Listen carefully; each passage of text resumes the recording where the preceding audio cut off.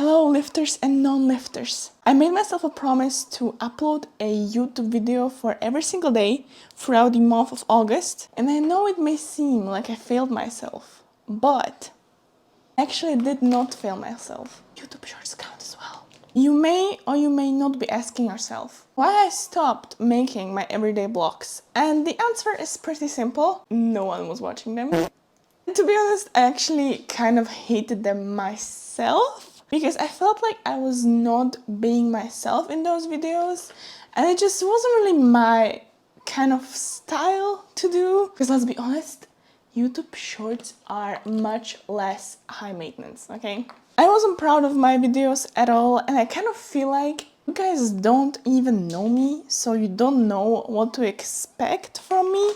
So I thought about opening up to you.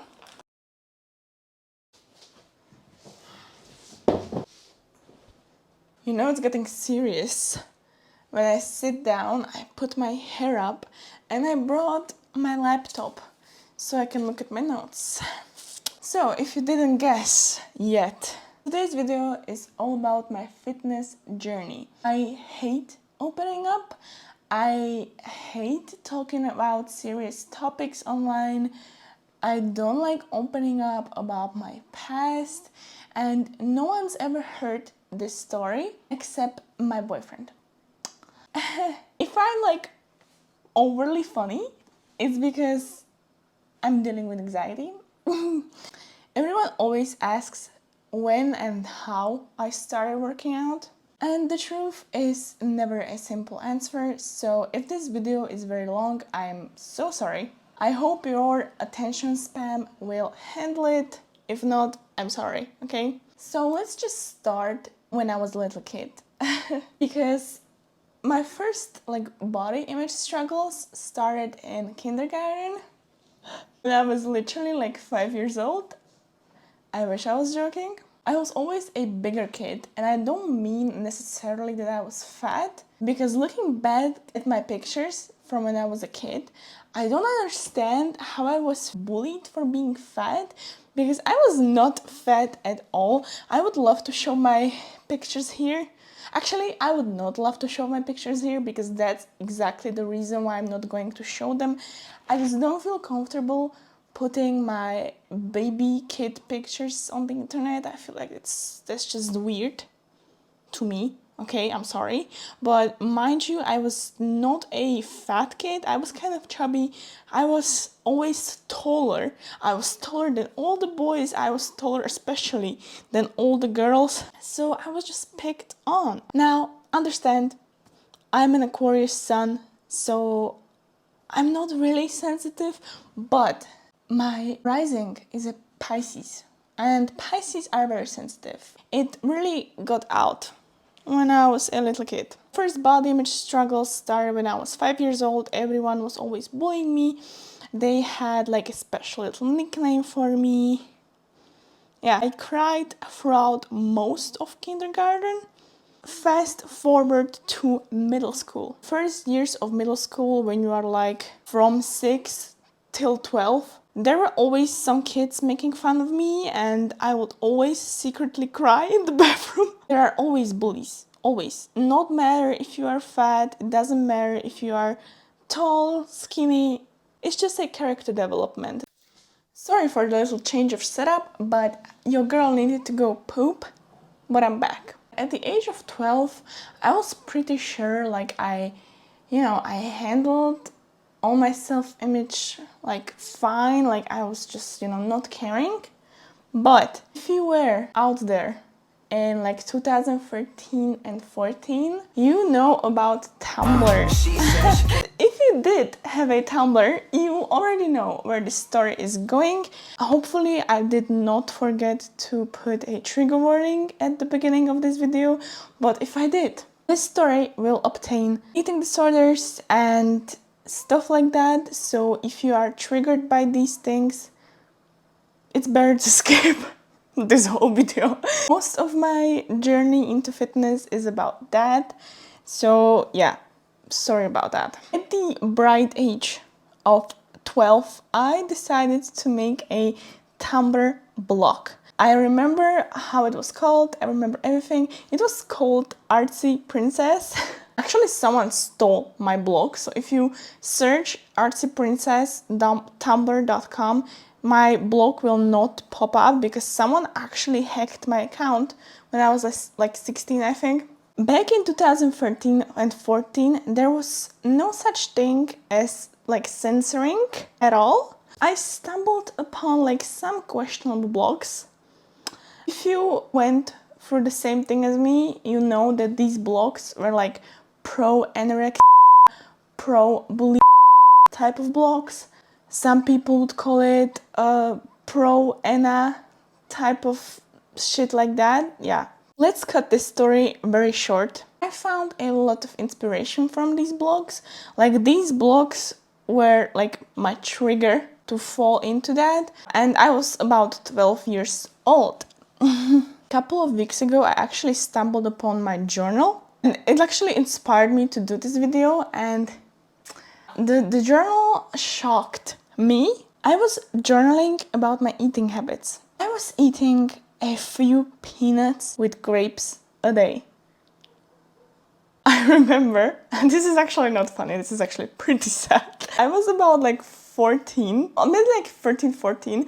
I'm not exactly like how long this time period was, but I really wanted to put like a picture of myself inside the journal so I can like measure my progress, but we didn't have a printer at home, so I would just like draw my silhouette into the journal and I would just, you know, write all of my measurements. And I was like, my big goal for the next 2 months is to lose 11 kg. And this was also the first time I was introduced to working out. I was going on runs every day before school at 5 a.m. I would do all these crazy monthly challenges, like where you would do like 100 sit-ups, 100 squats, 100 seconds of planks for a month, with like the crazy running, with the crazy eating. It was just like bad on worse on the worst. Fast forward, actually not a couple of years, because this was happening at the same time. All of my girlfriends, all of my like classmates when I was 12, 13 were getting their periods, and actually most of them got their period already. But I was actually the last one from my class to get my period. I don't have this confirmed, but I mostly blame my lifestyle for this. I got my first period when I was 13 and it lasted almost 2 weeks, and I was in the most excruciating pain ever. My blood flow was very heavy. It was very bad. I got this period and I didn't have another period for another 2 years. So I got my period when I was 13 and I got my next period when I was 15. When I started high school, when I was like 15, everything started to get a lot better because I was sharing a dorm room with my friends, my girlfriends. I would say everything got fixed because I was kind of forced to eat and snack all the time, because since they were always snacking and eating and we were just having fun, we were going into restaurants and stuff, I kind of got a lot better and I was kind of happier with my life because I started a brand new high school in a brand new town and I was like fit. I wasn't really fit, but I wasn't chubby anymore. It was kind of like my fresh start, you know, like my new self. I actually started hitting the gym for the first time ever in like 2016 when I was 15 years old with my friend. We didn't know what we were doing because, mind you, in like 2016 there was no gym talk. There were barely any helpful videos online about like progressive overload and your protein intake. None of that was really out there. So yeah, long story short, we were exercising, but yeah, I made like zero progress in that year because yeah, I didn't eat enough and I didn't push myself in the gym. It was just, you know, like a little funsy thing we did. Fast forward like 1 year like 2017, I really started being into fitness. I feel like 2017 is also the year where like Gymshark started blowing up, and there were all these kinds of models and influencers like Whitney Simmons, Robin Gallant or Jallant, I'm not sure how her name is pronounced, but basically now she's the wife of Ben Francis, the CEO of Gymshark. Instagram was full of booty band workouts, all of those donkey kickbacks, all that shit was on my Instagram, so that's what I was also doing at the gym. As I was saying, this was kind of the year I got myself into fitness. Also, Instagram started becoming a thing. Instagram models and mostly like fitness models were not such a thing before that, but then it started like blowing up. All these models were basically just white, blonde women with skinny legs, toned abs, and great glutes. And I was only white and blonde. So naturally, as a 16-year-old self, I started comparing myself to these women. And it ended up being a complete disaster. I'm actually very ashamed of this, but you know, you live and you learn, and sometimes you gotta reflect on your past self. Anytime I would post an Instagram picture, I would Photoshop and edit the hell out of my picture. Like, I would shrink my waist, I would make my glutes look bigger because I wanted to be one of the models so freaking bad.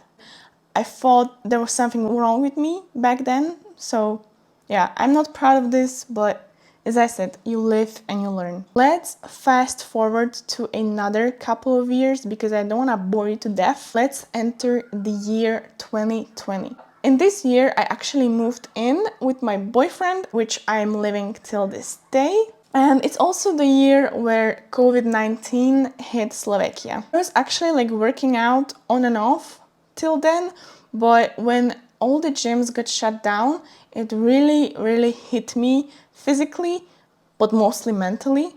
Now, mind you, I was still going to high school in the year 2020, and I didn't have any exercise at all because I couldn't go to my school, I couldn't go to the gym. Everything was just closed down because there was this lockdown. Naturally, I started gaining weight. I had like no exercise at all. Another trigger warning because we are entering a new eating disorder. This is not funny, get yourself together. As I was gaining weight, I actually discovered this brand new thing I could do, and that was to make myself throw up on purpose. Now, mind you, this was like 3 years ago, so it's still like a little bit triggering for me to talk about this. I am no pussy. I know this story may help some people, and if it only helps one person out there, it's worth telling and it's worth putting my ego aside. Basically, manipulovať.